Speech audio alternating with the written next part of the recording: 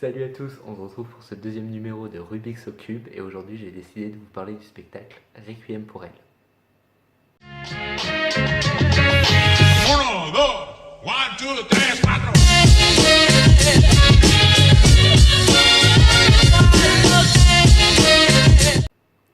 Alors Requiem pour elle en fait c'est un mélange entre de la musique, de la danse, de la vidéo et un dispositif scénique. Ouais, c'est assez large. La musique est signée Fabrizio Cassol et la mise en scène est d'Alain Platel. Alors, je vous le dis tout de suite, j'ai un avis très mitigé dessus. Euh, donc c'est d'après le Requiem de Mozart, qui est donc un Requiem inachevé. Et ici, donc pour ceux qui ne savent pas, un Requiem, en fait, c'est une messe dédiée à un mort qui raconte sa vie. Ici, c'est exactement le cas. C'est une messe, c'est une sorte de cérémonie qui est dédiée à une personne, donc qui est ce elle. Alors, elle, est-ce que c'est l'initiale du nom de la personne ou est-ce que c'est elle, E, 2 LE? On ne sait pas, c'est un peu le mystère du spectacle. Alors, c'est un spectacle qui est vraiment pluridisciplinaire, puisque, comme je vous le disais, il y a de la vidéo, qui est donc une vidéo projetée, donc c'est un seul plan qui est en fait, attention, moment super joyeux, la vidéo d'une personne qui est en train de décéder. On la voit, elle est sur son lit de mort, assez. Ça fait un petit malaise. Hein. Ensuite, il y a aussi donc de la musique qui est donc le livret est écrit à partir du Requiem de Mozart, mais on a une sorte d'actualisation de la composition, notamment avec une musique à la fois contemporaine et populaire. Je reviendrai tout à l'heure pour expliquer le terme populaire. Il y a aussi de la danse. Alors sur le programme c'était écrit danse, mais au final il n'y en avait pas tellement. C'était plus des déplacements, des mouvements sur scène. Et aussi donc il y a une mise en scène, donc puisque en guise de décor il y a des sortes de blocs noirs, comme s'il s'agissait de tombes posées sur scène. Alors, Alain Platel, donc il est connu parce que c'est un artiste qui s'attache toujours à des thèmes très forts, et donc ici il s'attache au thème de la mort. Euh, Comment je pourrais en parler? Comme je disais tout à l'heure, en fait, le requiem c'est quelque chose qui s'adresse directement à un mort, c'est une messe, mais bizarrement ici, j'ai pas tellement vu une messe, j'ai vu quelque chose qui se tournait plus vers l'espoir.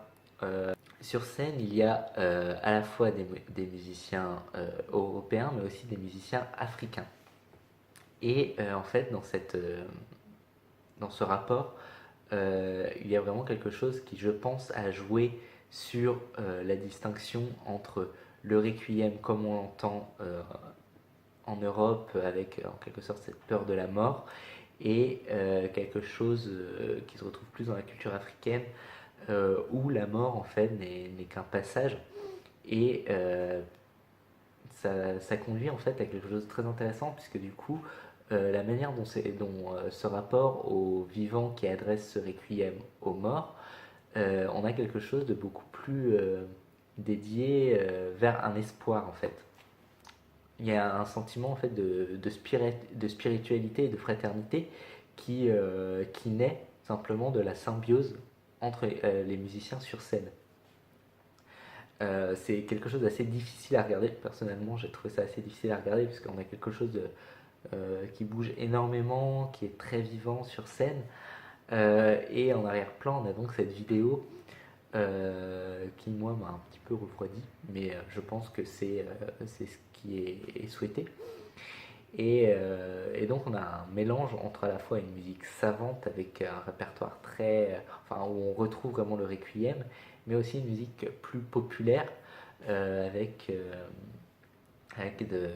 des instruments et des sons qui puisent vraiment dans la culture africaine. Alors pour mon avis, bon, euh, j'ai trouvé que, alors déjà avant le spectacle, il y avait un discours que j'ai trouvé personnellement très long, un discours, une sorte de petite conférence pour nous expliquer ce qu'on allait voir, il m'a totalement spoilé le spectacle du coup. J'ai trouvé ça beaucoup trop long, je crois que j'étais pas le seul dans la salle parce que ça a duré plus d'une demi-heure. Voilà, 10 minutes ça aurait été bien et un PowerPoint, enfin j'ai trouvé ça un peu limite. C'était pas, voilà, ça n'allait pas avec le spectacle. Ensuite je trouvais qu'il y avait un mélange en fait dans ce spectacle, un mélange beaucoup trop fort entre la musique et la mise en scène. Est-ce que la mise en scène était vraiment nécessaire? Est-ce qu'on allait voir une pièce? Est-ce qu'on allait voir un concert? Je pense qu'ils auraient dû vraiment rester peut-être sur un format concert. Ce qui aurait... Parce qu'en fait, pendant tout le spectacle, je m'attendais à avoir vraiment une utilisation beaucoup plus profonde de la mise en scène et pas du tout. Et aussi, donc, dernier point un peu négatif, qui est donc l'interprétation scénique. Alors, parce que j'ai lu dans le programme, c'est véridique, que enfin, ils avaient fait un rapprochement entre le décor et la Shoah, alors que la Shoah n'est pas du tout abordée dans la pièce. Je trouvais ça. Non, c'était en trop, quoi. Parce que c'est vrai que ce décor rappelle un peu le mémorial de la Shoah à Berlin, mais voilà, ça fait que le rappeler, l'évoquer, c'est tout. Mais j'ai quand même aimé certains trucs dans le spectacle, notamment la musique qui était juste remarquable. C'était la performance musicale et vocale des chanteurs, c'était vraiment un pur moment.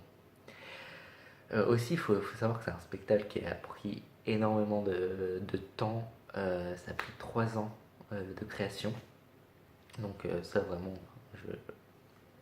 tout ce temps de travail, ça me touche personnellement. Et aussi, il faut savoir que, alors, moi, on m'en avait beaucoup parlé, comme quoi c'était le spectacle à voir et tout. Et du coup, je m'étais dit, ah, vraiment. Et en fait, je suis arrivé et j'étais vraiment déçu, en fait, qu'on m'en ait parlé comme ça. Je vais me faire tuer par une bibliothèque.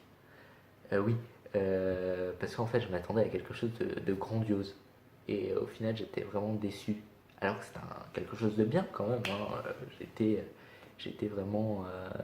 J'attends d'ailleurs que leur CD sorte pour le réécouter. Ce sera beaucoup mieux parce que j'ai été trop absorbé par la mise en scène et je m'attendais vraiment à ce qu'il se passe un truc alors qu'il se passait rien. Mais voilà, en fait, si vous allez voir Requiem pour elle, ne vous attendez pas à quelque chose forcément. Allez-y, l'esprit libre. N'écoutez pas forcément ces critiques qui disent c'est trop top, c'est du Alain Platel, c'est génial.